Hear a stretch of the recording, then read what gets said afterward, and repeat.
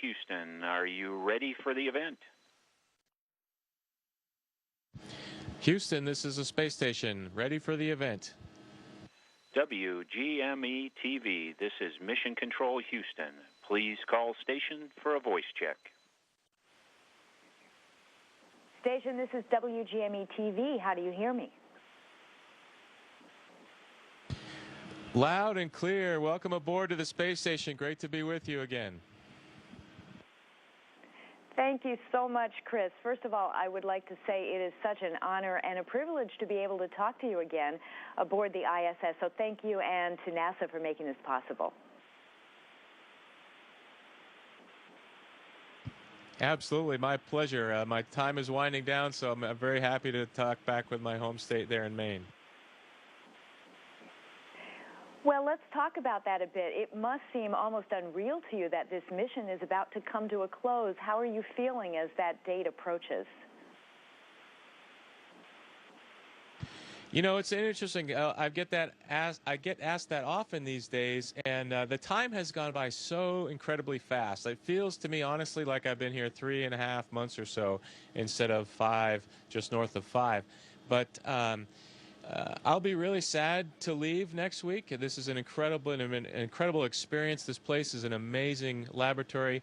But by the same token, I'm ready to go. It's time for some other people to come and do their thing and have their opportunity. And I'm really excited to go back and see my friends and family. As they are excited to see you, I am sure, Chris. Tell us a little bit about some of the highlights, if you could. I'm sure there are many over the last 5 months. But for you, what's going to stand out about this mission? Well, that's so hard to answer, but some of the obvious ones are one night when Chris Hadfield, Tom Marshburn, and I went to bed thinking it was going to be a normal Friday when we woke up the next day, and we were told we were doing a spacewalk the following day. That was certainly a highlight, and Tom and myself getting an opportunity to go out and fix the ammonia leak or be part of that whole process. And then being up here with the international crew, to me, is a highlight. Even though that's not a one discrete event, it's just the whole daily interaction with Canadian, Russians, Italian, and NASA colleagues. It's just been fantastic. And then to right before going to bed, have the opportunity to look out the window and see our planet below us. All those things will just stay with me forever. If we could talk just for a moment about that spacewalk, there were some dicey moments there where I'm sure your heart was racing. Can you run us through the helmet issue and the water leakage? Yeah, absolutely.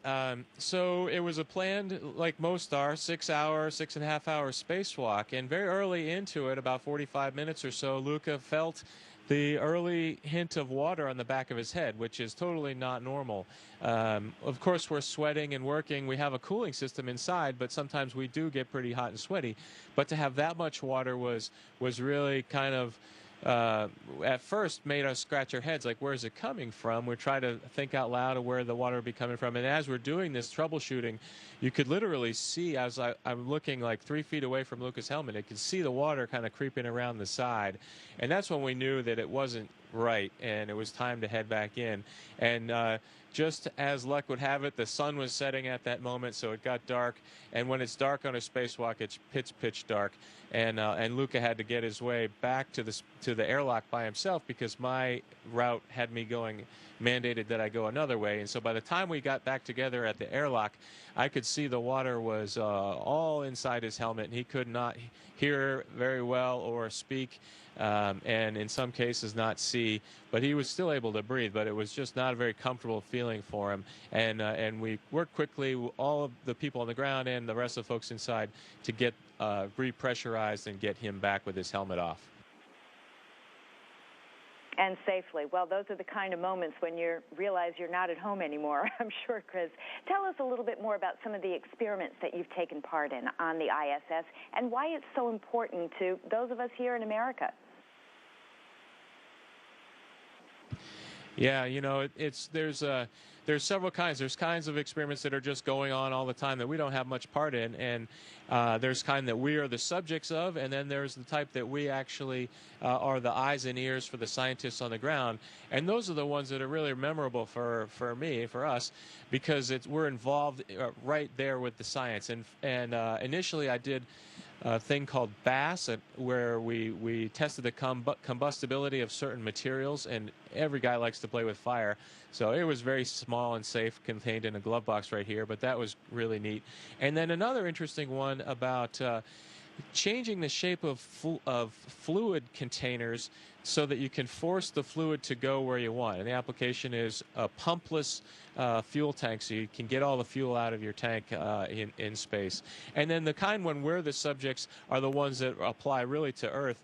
And we've been really involved with an ultrasound machine testing ultrasounding our spine and heart and things, and the application there is really to use ultrasound in lieu of what you might typically use an MRI machine for really impoverished parts of the world can get the medical care that they might not be able to get.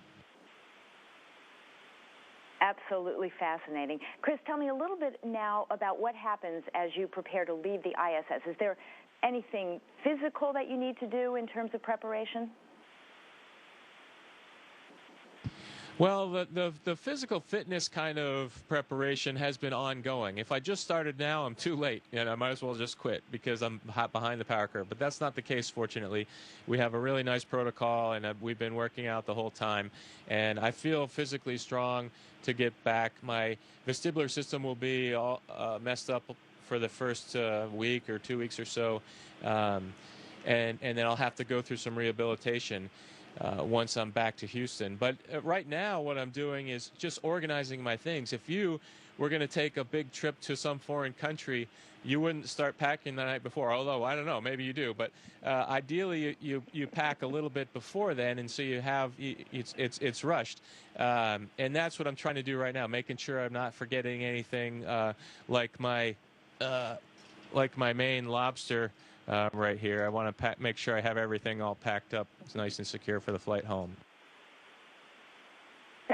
That's awesome, Chris. All I know is that I would have brought too much stuff, I'm sure. Speaking of Maine, I think it's been terrific how you've managed to stay in touch with your hometown, even taking part in the road race. What has it meant for you to stay connected with folks here in Maine? Well, it's just really special. As the only astronaut, well, we just selected an astronaut also from Maine, but until just recently, I've been the only astronaut from Maine, and that's a great deal of pride for me to represent our state in the manned space program, and it's something that I think is fun to try to connect back with the folks there, because I'm just a regular Maine guy, just like everybody else. I'm just fortunate enough to be up here and be talking to you on this side of the camera. What an amazing opportunity for you. What's next for you, Chris, after this? Well, once I get on the ground and get rehabilitated, there'll be some public relations kind of trips. I think I'm coming through Maine in the first week of November for some schools and things like this. And then a few more trips before, all sort of public relations kind of trips before the holidays. And then I'll get back to my regular day job after the new year in Houston, supporting other folks that are up here doing the mission. So are you going to miss that view? Oh, it's hard not to miss that view, but fortunately I have it ingrained in my head, and I've got some wonderful pictures as keepsakes. But really, really is a fantastic view. When you come up from New York City and you see Cape Cod and Maine, and before you know it, you're looking off into Canada and Prince Edward Island. It really happens really quick, and you realize how fast you're going if you imagine driving from Boston to all the way to the down east Maine. So it's pretty amazing up here. Well, there were a couple times this summer when I was at a dock in Casco Bay looking up at you, and I'm sure that you saw me. So I'm just going to believe that for now and say thank you so much, Chris Cassidy, for joining us. Safe voyage home. Safe voyage home. Thank you so much. It was great to talk to you today. Take care. Station, this is Houston ACR. That concludes the WGME TV portion of the event. Please stand by for a voice check from CBS Radio Network. Station, good morning. This is CBS Radio Network. How do you hear me? Hi, Bill. Welcome to the space station. Great to hear you again. Actually, Chris, this is Peter King, but Bill Harwood will be on the line with us both in just a couple of seconds here. And I guess we have to start with the requisite question of you coming home next Tuesday. And I know there have got to be a mixture of emotions. Are you excited? Are you sad? Well, you know, I definitely will be sad to go. It's just so incredible and such an honor to be here. But after 6 months, 5 months, you know, it's definitely, you feel ready. I'm excited to get home and see my friends and family and get back to just normal stuff. So it'll be a little of all those emotions. What are the things you're looking most forward to once you get on the ground, besides the family and friends that you just mentioned?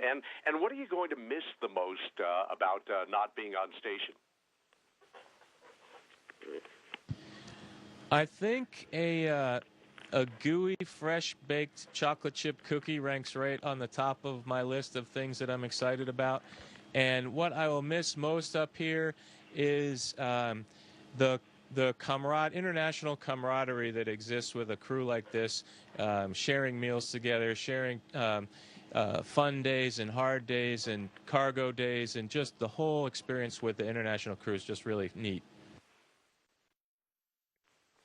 Over at the Kennedy Space Center. Chris, a couple of quick ones from me. Mike Suffredini was telling us yesterday that you're going to be doing some simple post-landing exercises, kind of part of the program to see what might be needed for future Voyagers making really long-duration flights, maybe to Mars or something like that. I mean, as an ex-SEAL, I mean, you're obviously in better shape than most, and you've stayed in shape in orbit. But how do you think that's going to go? And tell me a little bit about that program. Well, at face value, those things, the tasks that I'll be doing are not super complicated.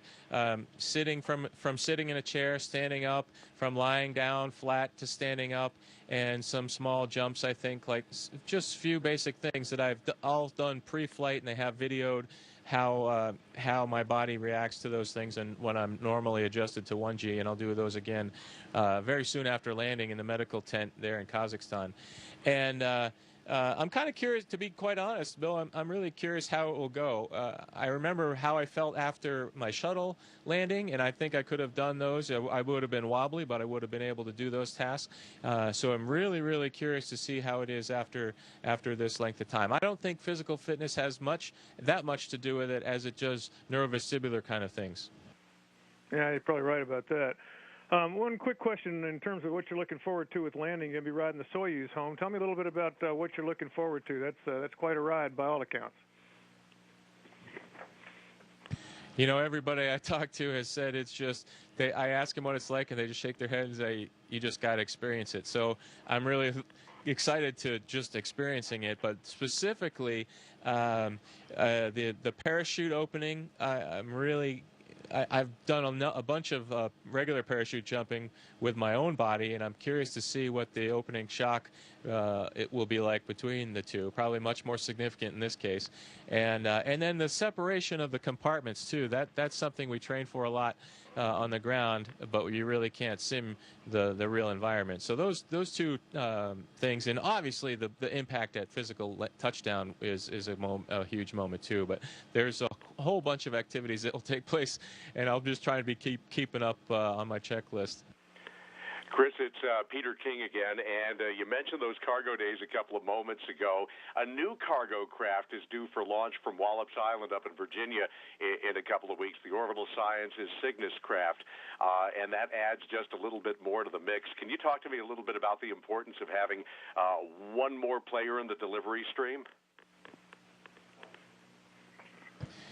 Well, as with anything, it's nice to have alternates and backup plans.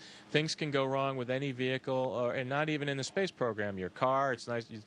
That's why you and your wife probably have two cars, so you can back each other up, and that'll be the case here. You know, we'll have multiple ways to get cargo to space, and will be increased the crew to 9, for example, here in a few months. And those are the types of instances where we really got to be prepared for having additional water, additional food, the clothing to support all those people, and then the experiments and everything else that goes on is involved with keeping this place running like a well-oiled machine that it is now, which I truly believe we're really firing on all cylinders in terms of getting the most out of this place and maintaining it at the same time. It's amazing what the engineers and the ground controllers can do, and we can help out as best we can from up here.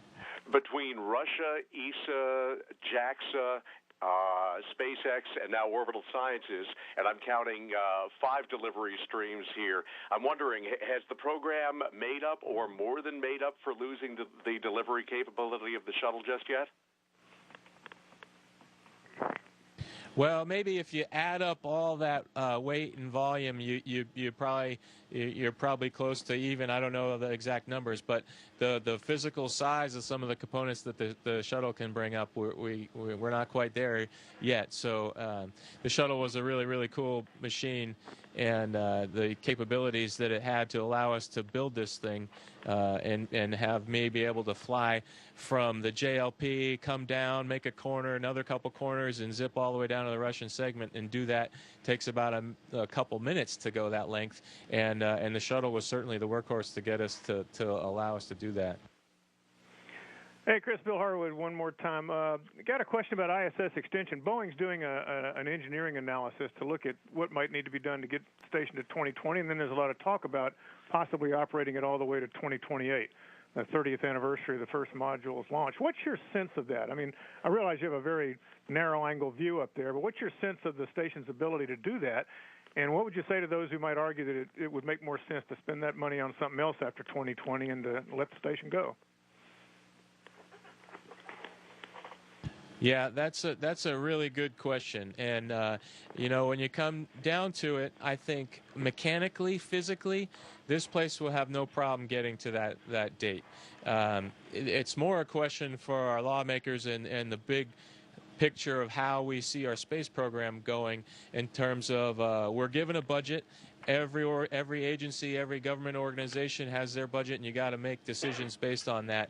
And at some point, we have to figure out what we can do with our given allotment of money and make the best for it, whatever the goal is for it. My personal opinion is this place is a fantastic laboratory, and like I said, it's really ticking well right now. And we need to just keep on taking advantage of this place while we can. Because I think it can no problem make it to the date that you mentioned. Chris, it's Peter for at least one more here. You know, you had an incident last month where you spotted a UFO of sorts that turned out to be a piece of the old Russian Zvezda. Now, how cognizant, we know you're pretty cognizant of what's out there in terms of earthbound objects, and you spend a lot of time looking at the Earth. I'm just wondering how much time you spend looking in the other direction for things that might not be from our planet, that might be something else. Well, for some reason, there's a big blue magnet for my eyes, and as soon as I try to lift that gaze off the edge of the horizon, my eyeballs get sucked right back to Earth. Maybe the force of gravity affects my eyeballs from space, because I can't stop looking at Earth. And the farthest, I every now and then I look off into the skies and the stars and gaze off in that direction. But to be quite honest, 99% of my time is looking right down at the planet. And when we saw that floating antenna cover, it was really interesting. It was just kind of hovering right above the service module. We knew it was a cover of some sort, but it had no rate at all. It was really cool to see. It just kind of slowly drifted away. It took forever for it to separate from us. Chris, a yes-no quick question. You've been up there for some 5 months plus. Would you like to go back and do it again? Yeah, I would. The answer is yes, and I would talk to my family and my wife about that. But if it was just me, I would say absolutely yes. I'd come back, no problem. I'd love to. Great. Well, great speaking with you. Have a safe trip home, and we will look forward to speaking with you when you get back down on the ground.